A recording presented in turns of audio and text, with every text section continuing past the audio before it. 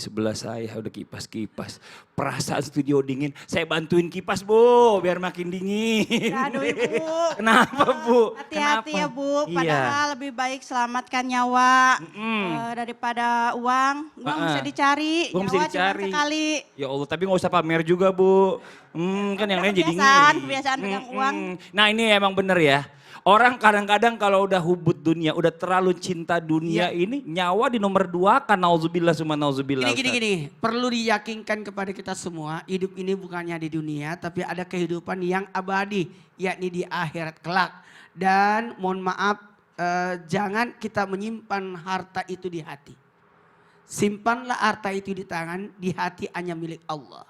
Dan buat kita semua, yakinlah rezeki sudah diatur oleh Allah. Masya Allah, benar. Ya, apalagi kalau yang kebakaran, yakin insya Allah itu cepat tergantikan oleh Allah. Amin ya Allah, amin. Kenapa digantikan oleh Allah?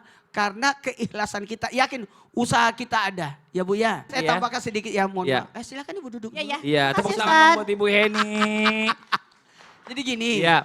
yang namanya rezeki sudah diatur, tapi kita tidak bisa berpangku tangan. Tetap ada namanya usaha dibarengi dengan doa. Tapi endingnya harus ada tawakalnya. Benar. Nah karena atas setiap usaha kita, mohon maaf, semua dikembalikan kepada Allah. Karena keyakinan kita bahwa rezeki itu sudah diatur oleh Allah. Itu. Terima kasih banyak Ustadz Maulana. Tepuk tangan dong Ustadz Maulana dong. Jamaah. Ini Masya Allah ya, sekarang kita mau coba masuk ke tema kita. Tapi sebelumnya saya mau tanya dulu. Ibu-ibu punya ayah? Punya dong. Kita ini Masya Allah ya, pasti punya ayah, punya ibu. Nah kita coba nih ya bahas tema kita pagi hari ini. Mudah-mudahan buat anak-anak yang di rumah yang lagi nonton juga ya bisa sadar diri. Dan buat orang tua kita ambil hikmahnya. Temanya apa sih? Temanya adalah patah hatinya seorang ayah. Dan sebelum kita lanjut, kita lihat lagi sebuah video tayangan tentang seorang ayah patah hati karena anaknya menjadi korban KDRT. Ini tayangannya.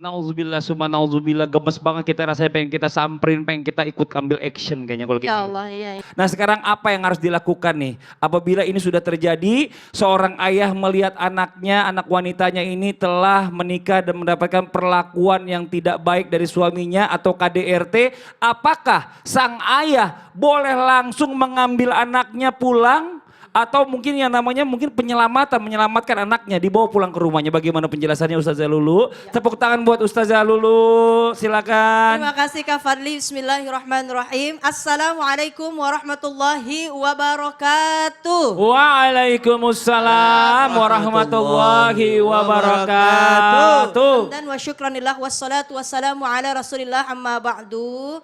Pemirsa yang ada di rumah, insya Allah mudah-mudahan sehat, berkah, panjang umur dalam taat. Amin ya Allah ya Rabbal alamin. Ibu-ibu semuanya Masya Allah, ada Itik punya si kembar ini yang cantik-cantik, apa kabar?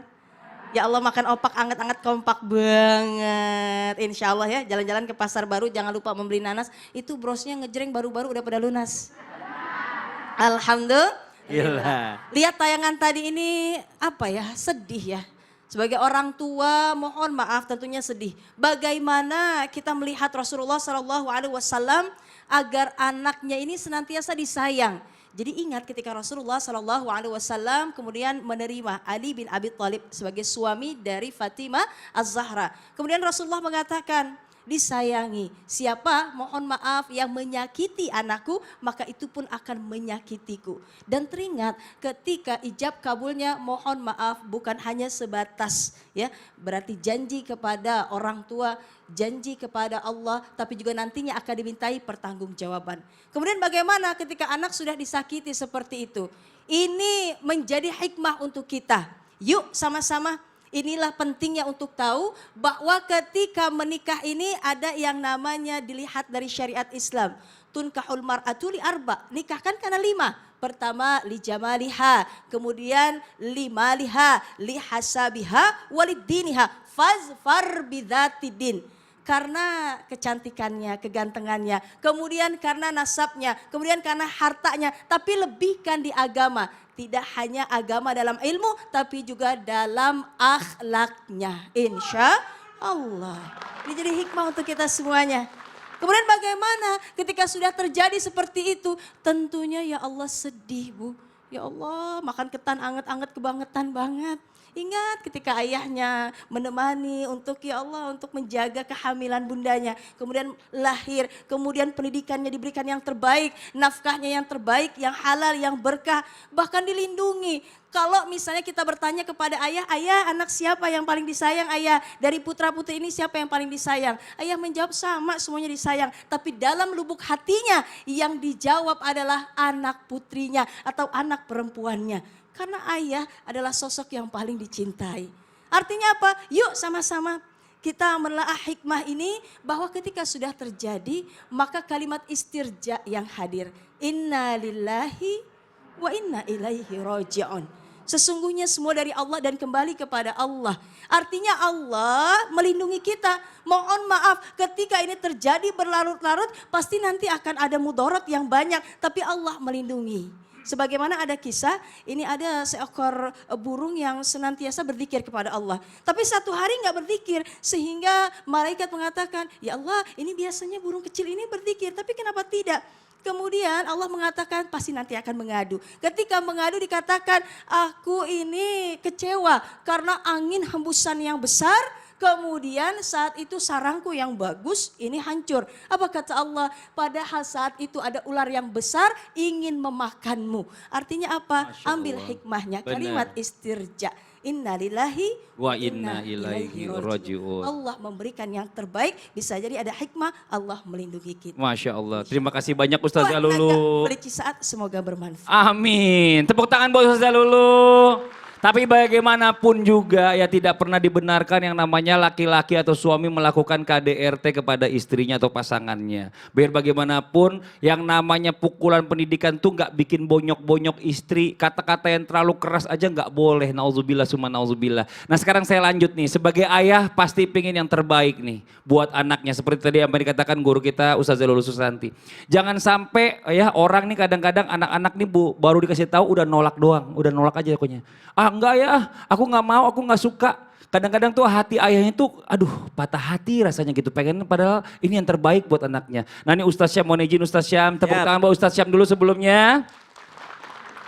Bagaimana seorang ayah ini bisa bijaksana dalam memberikan pilihan kepada anak sehingga anak ini tidak menolak sang ayah yang menyebabkan patah hatinya sang ayah. Silakan Ustaz Syam. Baik, guruku Ustaz Maulana, guru kami Ustaz Zalul serta guru-guru kami yang dimuliakan Allah Subhanahu wa taala. Al-Qur'an surah As-Saffat ayat 102. A'udzu billahi minasy syaithanir rajim.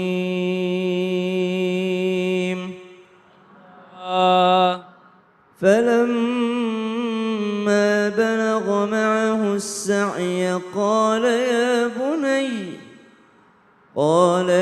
بني إني أرى في المنام أني أذبحك فانظر ماذا ترى قال يا أبت افعل ما تؤمر ستجدني إن شاء الله من الصابرين. Allah. ini adalah contoh bijaksananya seorang ayah kepada anaknya, yaitu Nabi Ibrahim alaihissalam kepada anaknya Nabi Ismail alaihissalam. Ketika Allah Subhanahu wa taala memberikan perintah kepada Nabi Ibrahim alaihissalam melalui mimpinya untuk menyembelih sang anak tercinta Nabi Ismail. Bagaimana cara menyampaikannya? Beliau sampaikan bahwa ini adalah perintah Allah Subhanahu wa taala. Maka menjadi contoh kepada seluruh orang tua tanpa bermaksud menggurui ataupun mengajari, mari melakukan seluruh yang kita inginkan kepada anak yang sesuai dengan syariat Islam. Kenapa engkau perintahkan anakmu sholat? Karena disuruh oleh Nabi SAW. Kenapa engkau beri dia hukuman ketika umur 10 tahun kalau dia tidak sholat? Karena sesuai dengan perintah Nabi SAW. Jadi perlu digarisbawahi, karena ini udah perintah Nabi SAW, maka memberi hukuman kepada anak umur 10 tahun ketika dia tidak mau sholat adalah pahala, dan tidak menghukumnya adalah dosa. Kenapa? Perintah Nabi SAW. Berarti menghukumnya di sini bukan dosa, tapi menghukumnya dapat pahala karena ngikut perintah Nabi SAW. Kemudian ada lagi, apa urutan-urutannya? 7 tahun pertama adalah raja. Maka kata ulama, siapa yang merajakan anaknya di 7 tahun pertama pasti akan dirajakan oleh anaknya nanti ketika anaknya sudah dewasa. Banyak orang tua ketika anaknya usia raja tidak dirajakan. Anaknya minta nonton ini, anaknya minta ini. Jangan, ndak baik, jangan, ndak baik, jangan, ndak baik. Atau menjanji-janji palsu kepada anaknya. Nah, anak seperti ini kata ulama, nanti ketika usia dia menjadi tawanan, justru dia yang tidak mau merajakan orang tuanya. Nauzubillah. Jadi kalau mau bijaksana kepada anak, ikuti tuntunan Allah, tuntunan Nabi, tuntunan para sahabat. Setelah itu udah pasrahkan, percaya sama Allah. Ya Allah, engkau yang suruh saya menghukumnya usia 10 tahun ketika dia tidak mau sholat. Sekarang saya percaya padamu, aku serahkan padamu. Masya Allah. Terima kasih banyak Ustaz Syam. Jazakallah khairan. Kasih tepuk tangan buat Ustaz Syam.